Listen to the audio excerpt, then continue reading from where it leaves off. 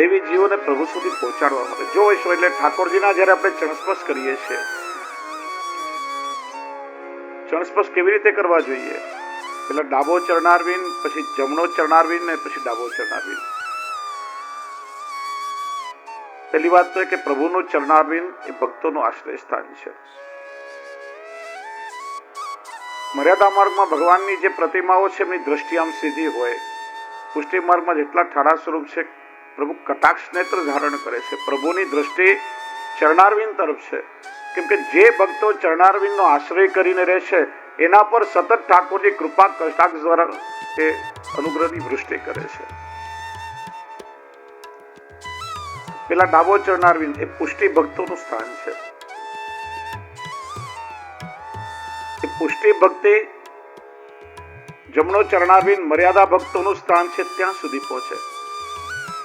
અને મર્યાદા ભક્તો એ પુષ્ટિમાં આવે એ માટેનો આ ક્રમ છે. શ્રી હરિયાજી આજ્ઞા કરે તમે મદન મોહનજીનું સ્વરૂપ જુઓ. ડાબો ચરણારવિંદ સ્થિર છે અને જમણો ચરણારવિંદ આ રીતે આશ્રય કરીને પુષ્ટિ ભક્તિ સ્થિરીં કૃત્વા મર્યાદાંશ તદાશ્રિતા. મર્યાદા ભક્તિ એ પુષ્ટિ ભક્તિની આશ્રિત છે. ઠાકોરજીનું ડાબું અંગ પુષ્ટિ સ્વરૂપ છે, મર્યાદા સ્વરૂપ છે. જમણો અંગ જીવો કે છે અમે તો પેલા લીલામાં હતા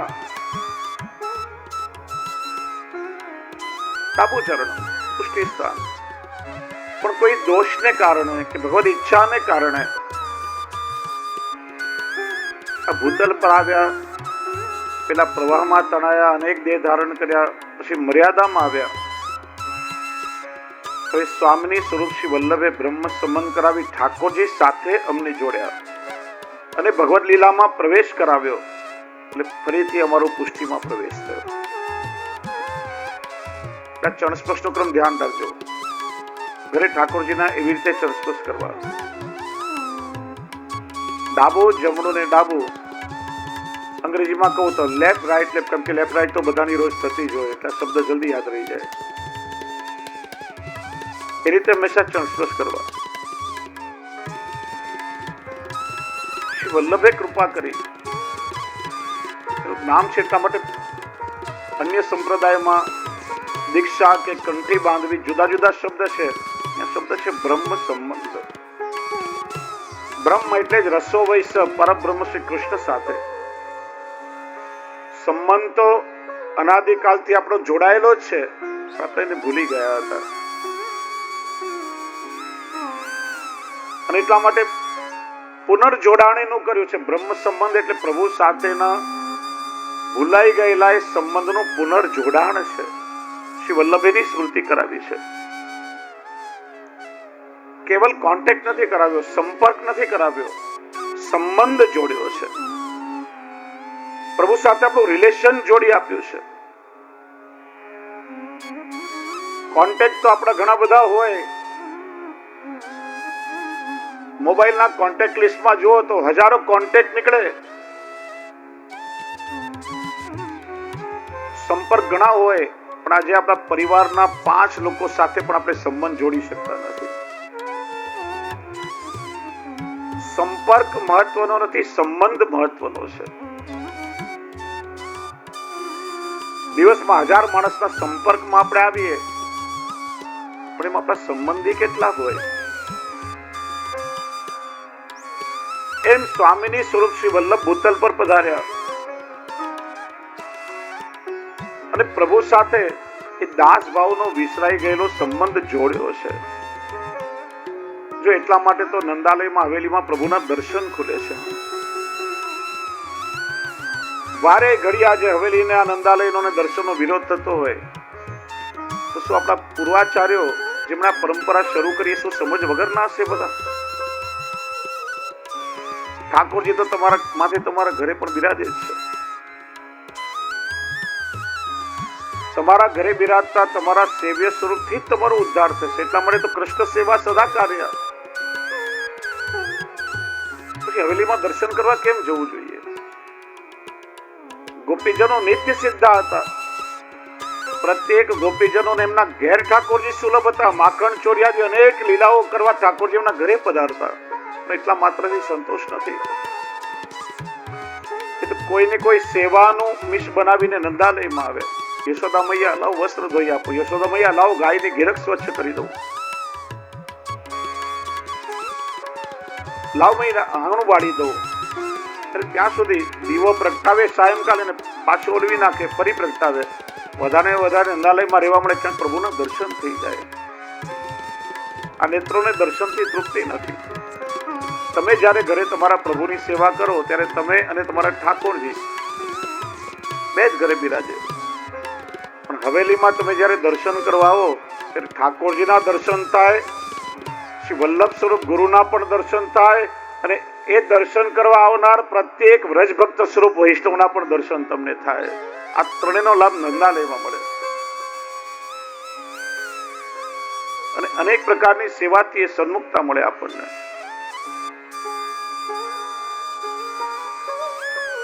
દર્શન એટલા માટે ખુલે છે,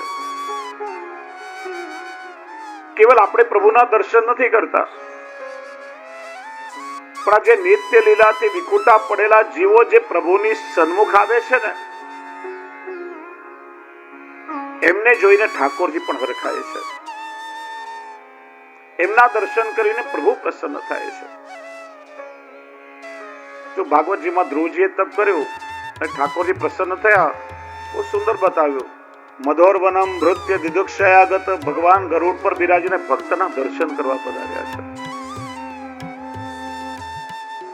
ભક્તના દર્શન કરીને પ્રભુ પ્રસન્ન થાય. એટલા માટે વારંવાર કહું છું, જ્યારે પ્રભુની સન્મુખ જાઓ ત્યારે રડતા મોઢે ઉદાસ મુખથી ગમે તેવા ના જવું.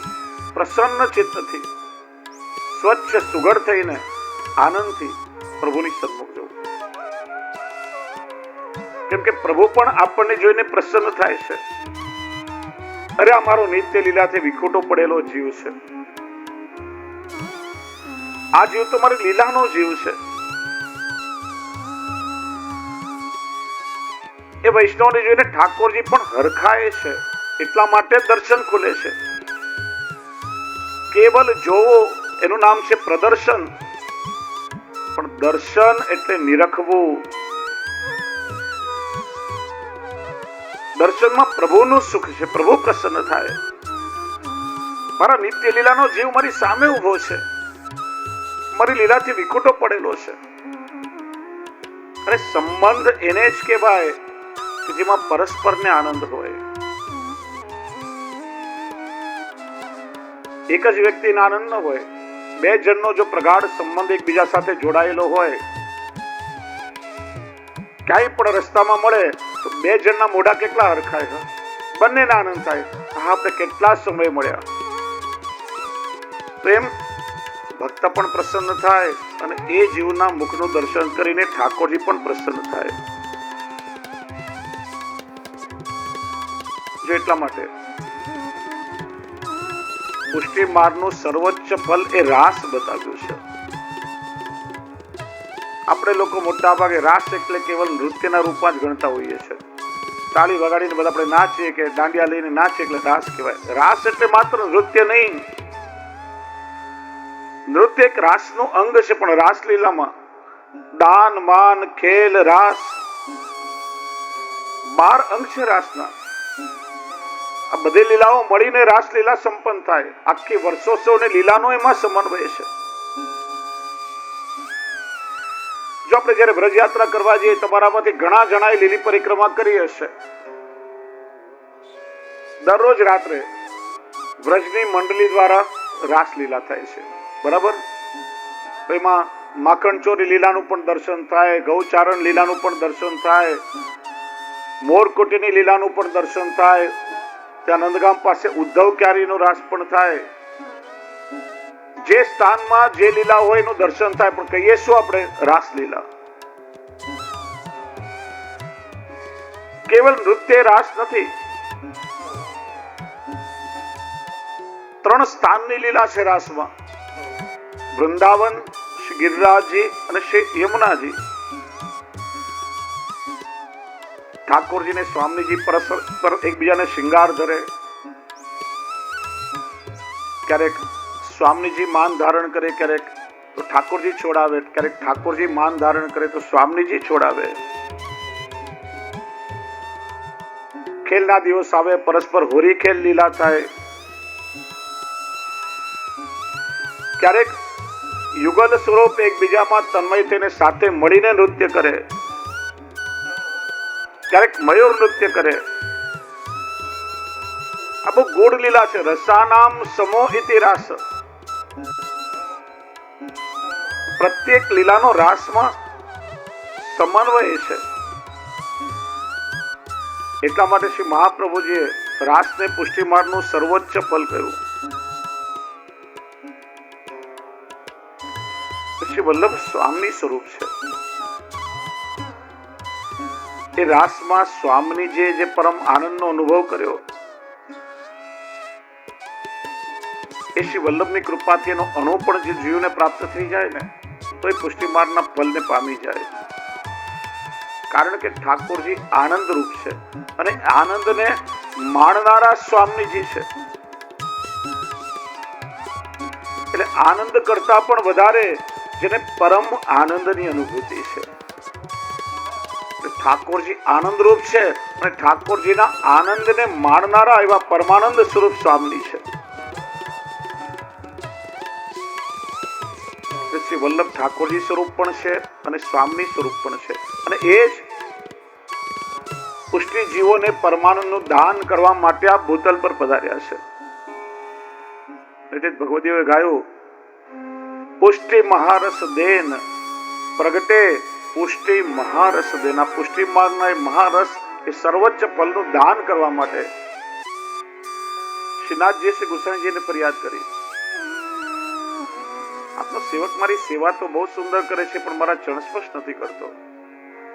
ગુસાઈજીએ પૂછ્યું, કૃષ્ણ પણ તમે ચરણસ્પર્શ કેમ નથી કરતા? કૃપાનાથ, આપ જ વારંવાર આજ્ઞા કરો છો કે પ્રભુની સેવા પ્રભુના સુખ માટે થાય. હું ચરણ સ્પર્શ કરું એ તો મારો સુખ છે, એમાં પ્રભુનું શું સુખ થયું? શ્રીનાથજી પૂછ્યું, મને સુખ થાય તો કરે કે નહીં? કે મહારાજ એક વાર નહીં 100 વાર કરું. એટલે શ્રીનાથજીએ બંને ચરણ લાંબા કરીને ચરણ સ્પર્શ કરાવ્યા. આવા કૃપા પાત્ર. ઘણી વાર વૈષ્ણવ કહેતા હોય ચરણ સ્પર્શ એક જ વાર કરાય, બીજી વાર ના કરાય, ખોટી ભૂલ છે. એવું જરૂરી નથી. સવારે આવો તો સવારે કરી શકો, સાંજે તમે ફરીથી સેવામાં સ્નાન કરો, ફરીથી કરી શકો. સન્મુખ થાવ એટલી વાર ચરણ સ્પર્શ કરો, એમાં કોઈ આપત્તિ નથી. આપણે એટલું કે પ્રભુને એમાં અસુખ ન થવું જોઈએ. ચરણ સ્પર્શ ની રીતે કરવા જોઈએ. આમ જુદા જુદા પ્રકાર છે. ચરણ સ્પર્શ, ચરણ પેષણ, ચરણ દંશ વગેરે. ઘણા લોકો આમ સાપ ડંખ મારે ને એવા જોરથી કરે ને નખ લાગે, એવા ચરણ સ્પર્શ ના કરાય. એ ચરણ દંશ કહેવાય, ચરણ સ્પર્શ ના કહેવાય. કોમળતાથી હાથમાં સુગંધી લગાડી પ્રભુને અસુખ ન થાય. રાજનગર વાળા રણછોડરાયજી મહારાજનો પ્રસંગ છે. અઠવાડિયામાં એક દિવસ એમના મુખિયાજીને રજા આપે અને રજા કઈ મોજ મજા કરવાની, આખો દિવસ પોતાના હાથમાં માખણ લગાડીને રાખવાનું. મારા સેવે મારા પ્રભુનું શ્રીઅંગ કેટલું કોમળ છે. આ તમારી હથેળીના સ્પર્શથી પ્રભુને સુખ ન થવું જોઈએ. તમારો હાથ પણ કોમળ હોવો જોઈએ. 100 વાર ચરણ સ્પર્શ કરો, વાંધો નથી. કૃષ્ણ ભટ્ટ વારંવાર શ્રીજી બાબાને વિનંતી કરે, પ્રભુ સેવાનું સુખ તો આપે આપ્યું છે કૃપા કરીને, પણ મને વ્રજ ભક્તો સહિત આપની લીલાના દર્શન કરાવો. એ સુખ ક્યારે મળશે? શ્રીજી બાબા, કૃષ્ણ ભટ્ટ તારો અધિકાર નથી. અને આ સાંભળીને એમનું મોઢું ઉદાસ થઈ જાય. એક દિવસ ગુસાઈજીએ પૂછ્યું, કૃષ્ણ ભટ્ટ તમારું મુખ આટલું ઉદાસ કેમ છે? ભક્તના મુખ પર ઉદાસી ન હોય. કે છે ને, કોઈ તન દુખી, કોઈ ધન દુખી, કોઈ મનથી રહે ઉદાસ, ઓછા વધતા સૌ દુખી, એક સુખી હરિનો દાસ. તમે તો પ્રગટ સેવા મળે છે, કેમ ઉદાસ? કૃપાનાથ, મારા મનનો એક મનોરથ છે કે શ્રીજી બાવાના લીલા પરિકર સહિત મારે દર્શન કરવા છે લીલાના. વારંવાર મેં શ્રીજી બાવાને વિનંતી કરી તો કે શ્રીનાથજી શું આજ્ઞા કરે છે? જ્યારે વિનંતી કરું ત્યારે મને કે કૃષ્ણ ભટ્ટ તારો અધિકાર નથી, અને આ સાંભળીને હું ઉદાસ થઈ જાઉં છું. ગુસાઈ કરે શ્રીજી બાવા તો નાના બાળક છે, એ તો આજ્ઞા કરે, ચાલ હું તને દર્શન કરાવું. વૃંદાવનમાં લઈ ગયા અને કહ્યું કે આ ઝાડીને ખસેડો. એ સઘન ઝાડીને ખસેડી તે પ્રભુના અનંત વ્રજ ભક્તો સાથે રાસલીલાના દર્શન કૃષ્ણ ભટ્ટને થયા છે. ऐसी कृपा कौन करे? पुष्टि महारस देन प्रगटे. श्री महाप्रभुजीए तो કેટલા જીવો પર આવી કૃપા કરી છે. આજ નેત્રથી પ્રભુની લીલાના દર્શન કરાવ્યા છે. સર્વવ્યાપી બ્રહ્મને ભક્તોના ખોળામાં ખેલતા કરી દીધા છે. શ્રી વલ્લભ સિવાય કોઈ ના કરી શકે. પદ્મનાભ દાસ નો પ્રસંગ તમે જુઓ. 7 તાડના વૃક્ષના ઝાડ જેટલું શ્રી મથુરાધીશજીનું સ્વરૂપ પ્રગટ થયું. શ્રી મહાપ્રભુજીને આજ્ઞા કરી કે મારી સેવા કરો. શ્રી મહાપ્રભુજી આજ્ઞા કરી, કૃપાનાથ મારા ખોળામાં બિરાજો એટલા થાવ તો આપની સેવા કરું. અને શ્રી મથુરાધીશજીનું સ્વરૂપ નાનું થઈને શ્રી વલ્લભના ખોળામાં સમાઈ ગયું.